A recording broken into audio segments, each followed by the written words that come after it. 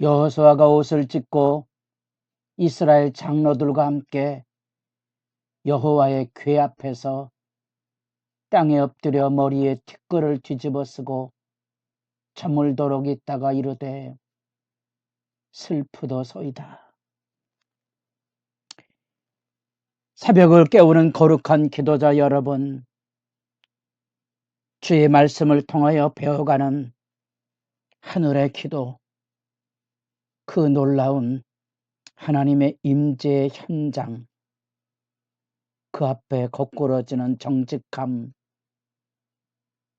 이 새벽에도 복된 주님과의 만남에 풍성한 은혜가 있기를 바랍니다. 오늘 우리가 읽어갈 하나님의 말씀은 여호수아 7장 1절에서 15절까지의 말씀으로서 우리가 잘 아는 여리고와 더불어 하나님이 주시는 거룩한 전쟁의 승리, 그 안에 담겨진 한 사람 아간으로 인하여 이루어지는 범죄 사건 앞에 맞물려 들어가는 불순종과 부정결, 그 부정함의 패배의 쓰라림이 대조되어 있습니다. 그래서 이 여호수아를 통하여 약속의 땅에 들어갈 때 하나님 앞에 거룩함을 지켜가야 될 하나님 백성의 본분을 대조하는 내용이고, 그래서 이 정복전쟁은 수많은 전쟁의 이야기를 보고하는 게 아니고 그 안에 담겨져 있는 하나님 앞에 부름받은 백성의 순종과 정결함, 불순종과 부정함에 대한 대조 이야기가 역사의 교훈으로 담겨져 있고, 그래서 정복전쟁도 여러 곳이 아닌 남부 지역에 한 번, 북부 지역에 한 번으로 약속의 땅에 산악지대의 도시 점령으로 여호수아의 약속의 땅의 정복 사건이 이제 끝맺음을 하게 됩니다. 그런 점에서 우리는 지금 이 슬픈 아이성의 사건을 여리고 정복 사건의 6장, 아이 정복 사건은 7장, 8장을 담고 있어서 역사에서 뭘 말씀하려고 하는지도 우리 제3 생각하게 됩니다. 그 땅을 정복하고 취하라는, 그래서 6장에서 12장까지의 내용을 담아내고 있다면, 또 길게는 여호와의 전쟁으로서의 2장에서 12장으로 말한다면 여리고에서는 승전하고 아이성에서는 패배하죠. 이걸 이제 바친, 그래서 일부러 이렇게 헤렘이란 히브리어를 쓰는 이유는 우리가 성경을 읽을 때 7장 1절에 온전히 바친 이 개념이 하나님의 성별된 것이라는 개념을 가지고 있습니다. 그래서 하나님의 백성은 하나님의 약속의 땅에 말씀대로 들어가면 여리고는 하나님의 몫이기에 하나님께서 그 전쟁을 통하여 그들을 진멸하고 정결하게 함으로 하나님의 백성에게 주어진 승리의 선물이 되었다면, 역으로 그 땅에 하나님 앞에 헤렘을 손대서 이제는 이스라엘 백성이 부정하게 돼서 하나님 앞에 진멸을 받는 대조의 사건을 우리가 헤렘이라는 말뜻 앞에서 좀 생각해보고 묵상해야 될 개념입니다. 우리가 이 여호와의 전쟁을 시작할 때 여호와의 군대 대장이 왔다 그랬습니다. 여호수아는 말합니다. 누구를 위한 거냐? 당신은 누구 편입니까? 묻죠. 하나님은 누구 편이 아닙니다. 하나님은 하나님의 말씀, 그 공의와 그 구원의 부름을 따라 하나님께서 동행하시는 거지요. 여리고의 하나님 앞에 말씀에 순종할 땐 동행했지만 아이성의 하나님 앞에 불순종하고 부정하게 되었을 때 그들은 진멸당하게 되는 겁니다. 가나안 백성만 부정한 게 아닙니다. 이스라엘 백성도 부정하면 진멸당한다는 거고, 이게 나중에 역사의 교훈으로 이스라엘 백성이 약속의 땅에서 동일하게 쫓겨났지요.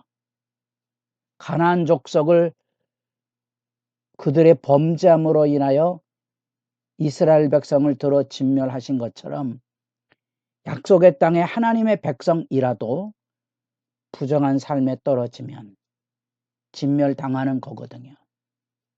그래서 이것이 헤렘이라는 의미가 되는 겁니다.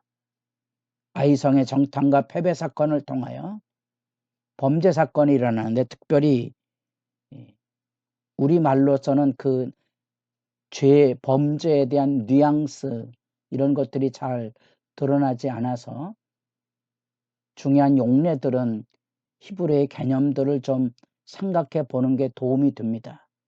특별히 이 사건은, 범죄 사건은 말이라는 히브리어를 썼는데, 그거는 두 가지 중요한 개념이 성경에 담겨져 있는데, 하나는 우상 숭배고요, 하나는 하나님의 것을 손대는 속건 제물에 대한 범죄 사건의 의미를 담고 있는 말입니다. 아이성에서 이 아간을 통하여 우리가 배우는 이 범죄 사건의 개념은, 그게 우상 숭배고 그것이 하나님의 것을 손댄 배상 책임이 있는 범죄 사건인 겁니다. 그 사건의 배후에는 단지 아간만이 아니고 이스라엘 백성 여호수아로 비롯해서 여호수아와 그 백성의 다양한 어두움에 말려 들어가는 모습들을 이제 보게 됩니다. 그게 뭔고 하니, 이 여리고성의 성전가덕으로 7장에 아이성으로 올라갈 때 그들이 뭐라고 말하는 거 하니, 정탐을 하되 우리가 2-3천 명만 올라가서 아이를 치게 하소서. 그들은 소수이니 모든 백성을 거리로 보내어 수고롭게 하지 마소서. 참 중요한 말이죠. 언제 여리고 전쟁에 그들이 수고로움으로 싸웠습니까? 생각해 볼 문제이고요. 뜻밖의 성이 작으니까 적은 숫자를 보내는 것은 뭐 자연스러운데, 이 약속의 땅의 전쟁은 군사력을 가지고 싸우는 전쟁이 아니라 그랬습니다. 하나님께 물어야 되는 그 부분도 여기 누락이 되어 있습니다. 그런 것들을 성경을 읽으면서 이제 묵상을 해내는 거지요. 여호수아가 기도했는지 안 했는지 단정하기는 어렵지만 7, 8장을 읽으면서 우리가 생각하는 게 바로 그런 것들입니다. 하나님 앞에 경건한 삶의 자리 안에 여호수아도 그 백성도, 더구나 아간이라는 구체적인 범죄 사건의 배역 사건이 함께 연루되어 있는 모습을 보게 됩니다. 이 범죄 사건 앞에 이제 여리고 전쟁 때는 분명하게 이 가나안 족속 전체가 벌벌 떨고 두려움에 서 있어서, 여리고도 성을 굳게 닫고 있는 두려움이 있었다면, 이제 아이성의 패전을 통하여 이제 이스라엘 백성이 벌벌 떨고 두려워하는 마음이 녹는 사건이 일어난 겁니다. 그때 여호수아가 보인 이 모습이 문제를 해결해가는 역사의 교훈입니다.